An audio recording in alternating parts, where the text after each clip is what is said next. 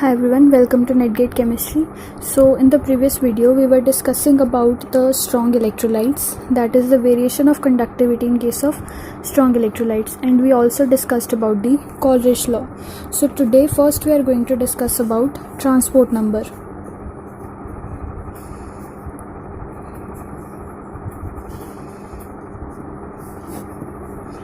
So transport number is basically fraction of total current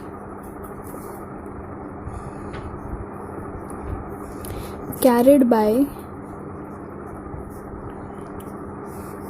ions. Okay, so now suppose small u positive is your mobility of cation,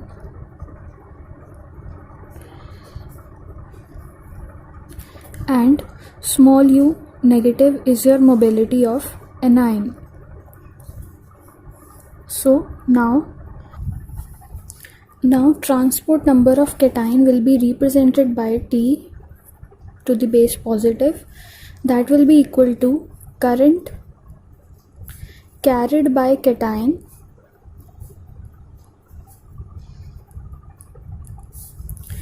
divided by total current. So current carried by cation, or the charge carried by cation, you can say is equals to U positive upon total current will be equal to U positive plus U negative. So transport number for cation will be this. Okay, similarly for transport number of anion you can have formula T negative will be equal to U negative upon U positive plus U negative. So this is the formula for your transport number of anions, right? So now we are going to discuss something about the determination of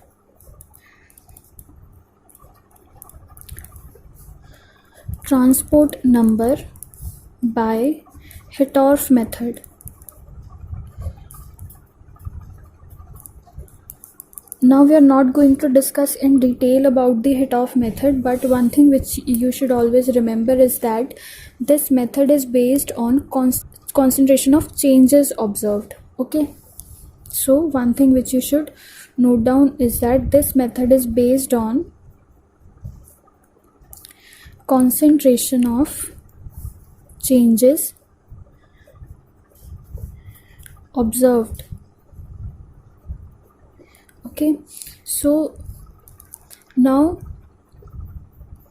in the vicinity of electrodes the changes will be observed. Okay, in the vicinity of the electrodes, that is your cathode and anode. So from here we get a conclusion, from this method we get a conclusion, is that is mobility of cation upon mobility of anion, that will be equal to fall in concentration around anode divided by fall in concentration around cathode. Okay, so mobility of cation upon mobility of anion. Okay, so from here what we get one more formula, that is transport number for cation will be equal to fall in concentration around anode upon fall in concentration around anode plus fall in concentration around cathode.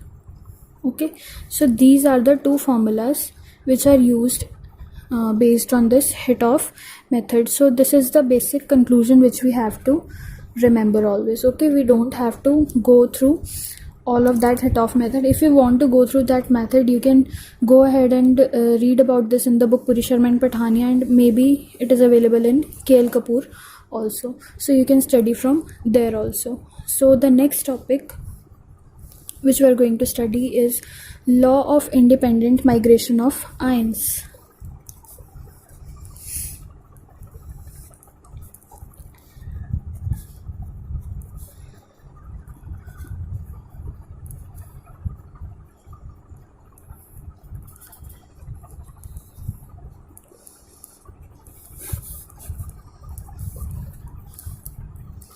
According to this law, we have a formula that is lambda m naught. Molar conductivity at infinite dilution will be equal to mu positive small lambda positive at infinite dilution plus nu negative lambda naught negative at infinite dilution.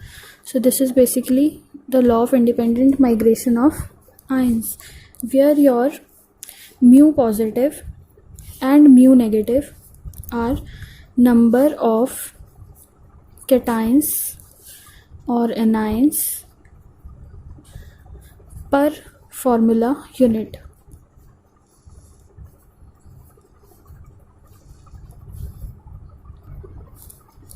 So now we are going to solve some questions based on this law of independent migration. So first question is that, I'm not writing the whole question, you have to find out the molar conductance at infinite dilution for acetic acid CH3COOH, that you have to find out, and you have been given lambda naught for CH3COO negative. This is also molar conductance at infinite dilution for acetate ion, that is your 349.8 ohm inverse centimeter square mole inverse, and lambda naught m for H positive is equals to 40.9 ohm inverse centimeter square mole inverse. So this is your question, and how to approach it. See, we have a formula given by law of independent migration of ions. We are going to use that. So using that formula, we know lambda naught m for CH3COOH will be equal to lambda naught m for CH3COO negative plus lambda naught m for H positive, because number of cations and anions here are 1 and 1. Okay, so simply we have to add these two, and after adding we can get the answer. So we have 349.8 plus 40.9 ohm inverse centimeter square mole inverse. So what we get?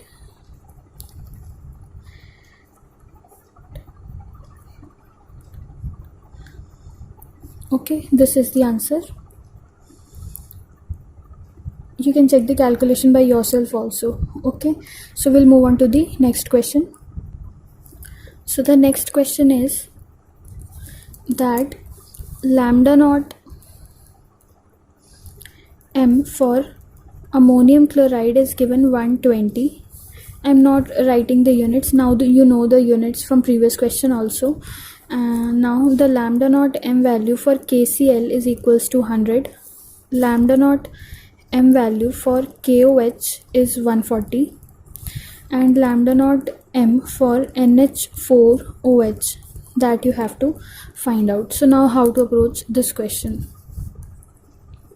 See, what you need to do is, what I do to solve such questions is that I make an equation in whichever electrolyte I have to find out, I take it to the right hand side. So this case, lambda naught m for NH4OH, that we have to find out. Just take it to the right hand side. Now find out the cations and anions in it. See here, NH4 positive ion would be there. Okay, so if NH4 positive ion is present here, then definitely in the left hand side it should also be present. So now in the question, look for NH4 positive ions. So it is present here.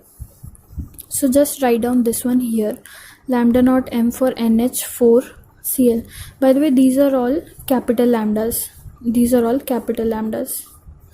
Okay, capital lambdas. Okay, now NH4 is present left side also and right side also. Now here Cl is present to the left side, so in these two are remaining.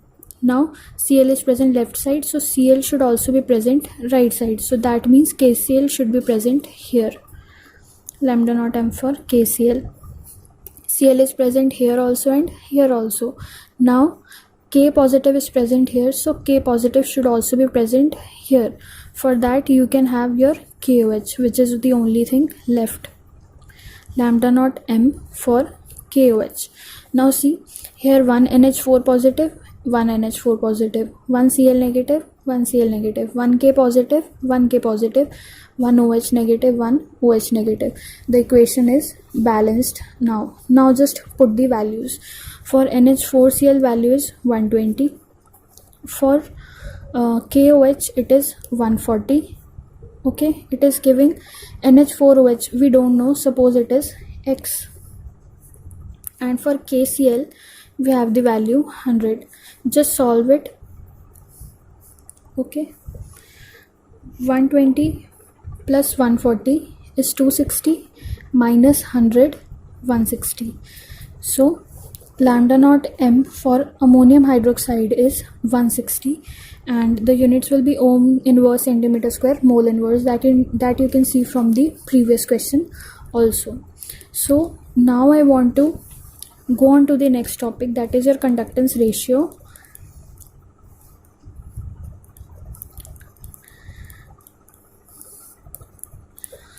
Also described as alpha, which is equals to lambda EQ upon lambda EQ naught, also equals to lambda M upon lambda naught M.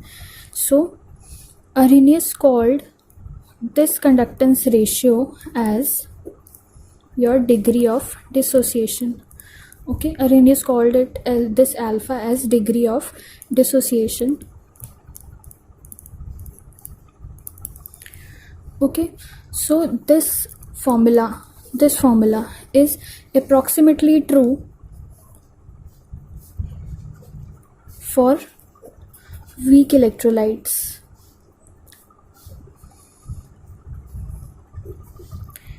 and for the salts of your strong acids and bases it is not applicable. So it is not applicable for strong electrolytes.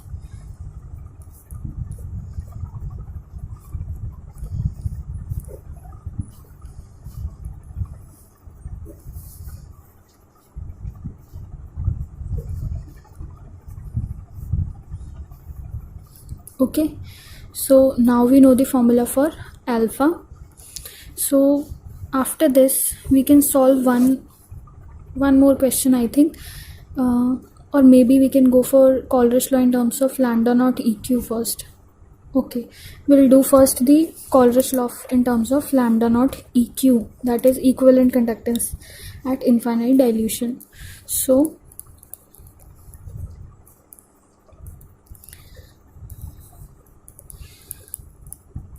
Coleridge law in terms of lambda naught EQ. So it states that lambda naught EQ for AX BY salt will be equal to lambda naught EQ for AG positive plus lambda naught EQ for, sorry, it is AY positive for BX negative. Okay, this is the statement of Coleridge law in terms of lambda naught EQ. Now what is the difference between your statement for molar conductance and equivalent conductance? That is, in case of equivalent conductance we do not take into account the coefficients. No coefficients included. That is, if we are talking in terms of lambda naught EQ, then we don't have to balance the equations. Okay, we need not balance the equations, so that you will understand better when we are going to solve some questions. So I think maybe we can solve two questions here also. So quickly we'll solve two questions. For example, first question is your lambda naught M for MgCl2 is given as 2x. Lambda naught M for HCl is given as x. Lambda naught M for CH3COO twice mg is given as 3x, and you have to find out lambda naught m for CH3COOH. Okay, so here we are talking in terms of molarity, so we need to balance the equation. So first we have to find out the equation. So I have told you, to form an equation, what you can do, whatever we have to find out, take it to the right hand side. That is lambda naught m for CH3COOH. Right now, so the one containing CH3COOH, that is this one, it should be to the left hand side. Lambda naught m for CH3COO twice mg should be here. Okay, now mg is to the left side, so to the right side also there should be mg, which is present in this one. So lambda naught m for MgCl2. Now Cl is present here, so Cl should also be present to the left hand side, which is present here. That is lambda naught m for HCl. Now we need to balance these equations also. Now how to balance it? See, here two acetate groups are present. CH3COO negative are present, but they are 2. So we have to multiply this one by 2, so that we have 2 CH3COO here also. Now here we have 2H, so here we have 1H, so multiply this by 2 also. Now here we have 2H and 2Cl, so here also we have 2Cl. So now if you look at this equation, this is actually balanced. Now you just have to put the values. This value we have to find out. These are designated as x, so we can designate this one as a. Suppose the value is a. Now substitute the values. For CH3COO twice mg, the value is 3x plus 2 times of the value for lambda naught m for HCl is x. It gives 2 times of lambda naught m for CH3COOH, which we have to find out, that is a, plus lambda naught m for MgCl2, which is 2x. After solving, you get the value as 3 by 2x. Okay, so here what we needed to balance the equation. Okay, we multiplied this by 2 just to balance out the equation. When the question was given in terms of molarity, that is lambda naught m, but if the question is given in terms of lambda naught eq, then what we have to do? See, if lambda naught eq in a question for CaCl2 is given x1, okay, lambda naught eq for HCl is x2, lambda naught eq for H2SO4 is given as x3, and you have to find out lambda naught eq for CaSO4. Okay, that you have to find out. Just designate this as a. So first form an equation just like the way I told you, which will be like this.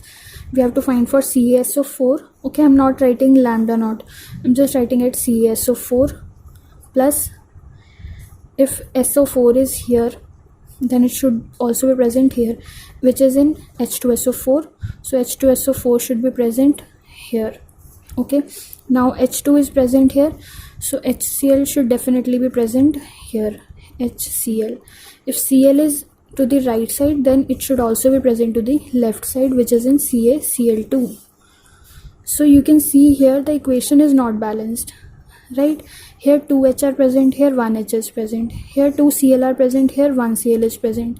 But we also don't need to balance out this equation because it is given in the terms of lambda naught EQ. That is said by Coleridge law in term of lambda naught EQ. You just have to put the values after making an equation without balancing it. So just put the values. For H2SO4 it is x3, for CaCl2 it is x1 is equals to, for CaSO4 we have to find out, that is a, plus for HCl it is x2. So value of a comes out to be x3 plus x1 minus x2, whatever is the value. So that way you have to go for solving the questions regarding Coleridge law in terms of lambda m or lambda EQ. You just have to take care that when it is in the terms of lambda naught EQ, you don't have to balance these equation. If it is in terms of lambda naught m, then you have to balance the equations. Okay, so I think the video is going very lengthy, so I'll stop here. So thank you so much for watching.